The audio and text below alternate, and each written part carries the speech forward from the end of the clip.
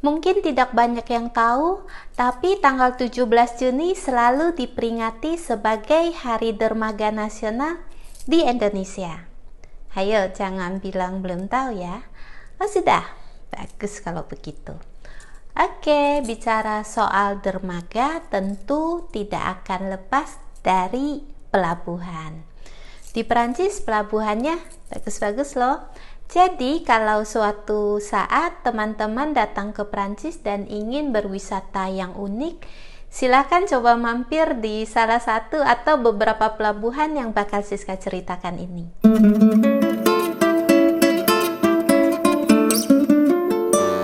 Pertama adalah pelabuhan Marseille. Marseille ini letaknya di pesisir tenggara Prancis, hanya kurang lebih 90 km dari kota Arles.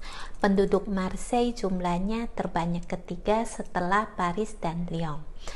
Marseille dan pelabuhan itu ibarat gula dan semut.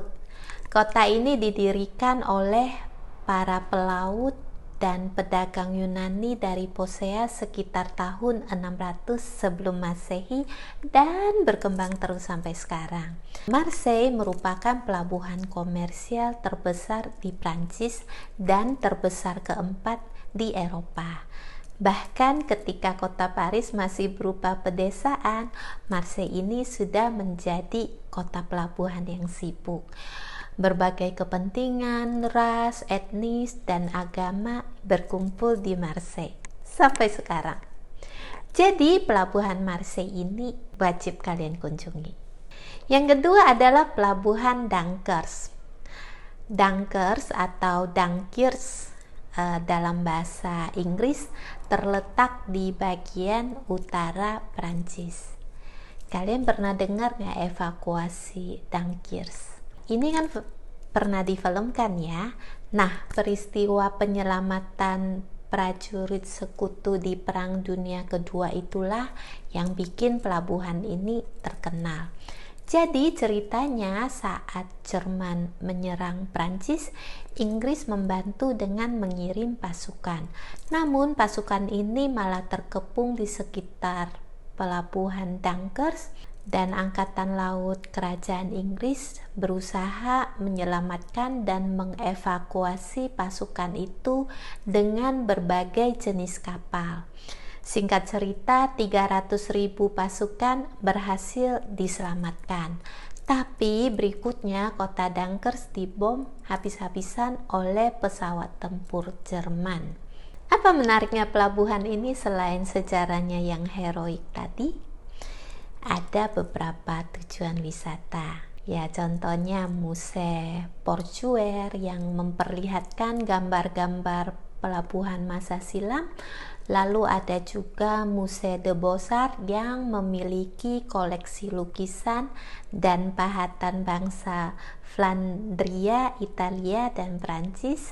Juga kalau misalnya waktunya Mardi Gras, biasanya di situ ada karnaval Dunkers, di mana para pesertanya mengenakan berbagai kostum yang unik. Pelabuhan ketiga yang Siska rekomendasikan adalah Brest. Ini adalah kota pelabuhan militer kedua di Prancis setelah Toulon. Brest ini juga menjadi pusat perbaikan kapal sipil di Prancis. Setiap bulan Juli 4 tahun sekali, Brest menyelenggarakan perayaan besar bertema kapal laut dan pelaut. Di sini memang hal-hal berkaitan dengan laut begitu terasa kental ya. Tapi jangan khawatir kalau mau ke sana karena Brest juga punya jaringan transportasi yang lengkap. Bahkan ada kereta TGV yang langsung ke sini dengan jalur Paris-Montparnasse-Brest. Pelabuhan keempat adalah Le Havre. Inilah pelabuhan komersial terbesar kedua di Prancis. Yang terbesar pertama tadi masih ingat kan ya? Pelabuhan Marseille. Yes.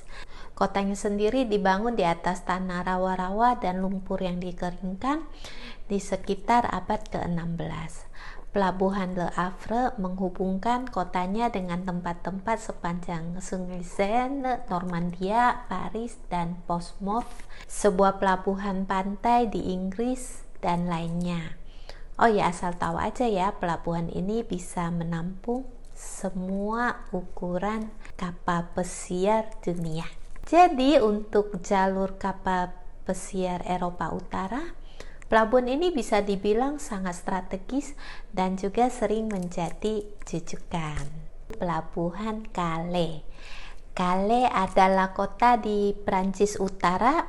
Kota ini paling dekat dengan Inggris. Di sini terdapat pelabuhan terbesar keempat di Prancis, terutama untuk lalu lintas penumpang. Saat mengunjungi pelabuhan Calais, pasti kita akan melihat mercusuar yang menjulang 53 meter tingginya. Kalau sanggup menaiki 271 anak tangga, Siska sih nyerah ya. Teman-teman dapat melihat pemandangan White Cliff of Dover di puncaknya. Tebing putih yang membentuk bagian dari pantai Inggris Raya. Dengan catatan cuaca saat itu sedang cerah. Di sebelah mercusuar Calais juga ada museum kecil tentang penjaga mercusuar hingga tahun 1987.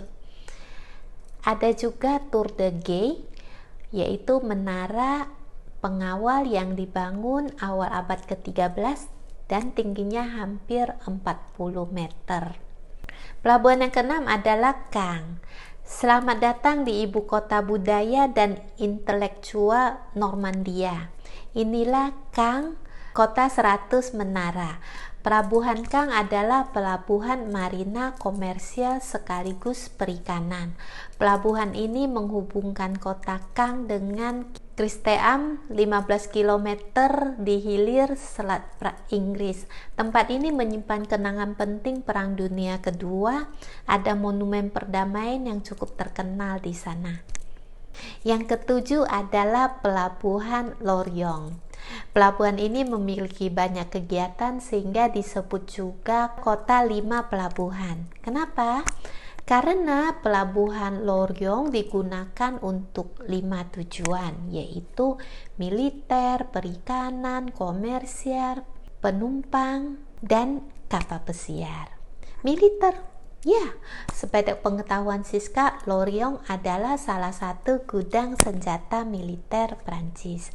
Tapi uniknya sekitar abad ke-8 hingga ke-10 bangsa Viking lah yang memanfaatkan pelabuhan ini. Mereka menggunakan pelabuhan Lorient sebagai tempat menyandarkan kapal sebelum mereka naik ke sungai Blavet.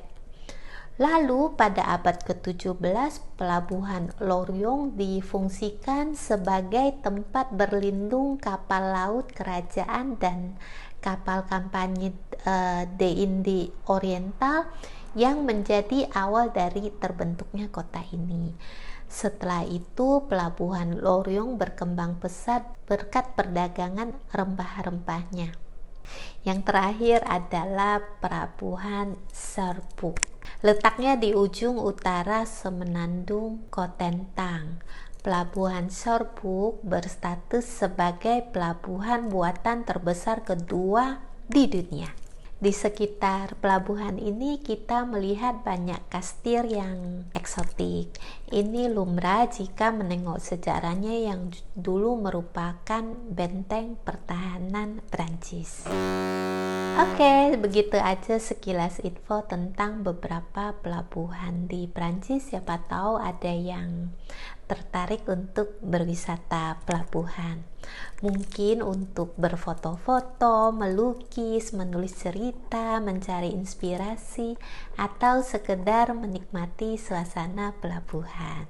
Sebagai penutup kepada negaraku Indonesia, Siska mengucapkan selamat Hari Dermaga Nasional. Di laut kita jaya.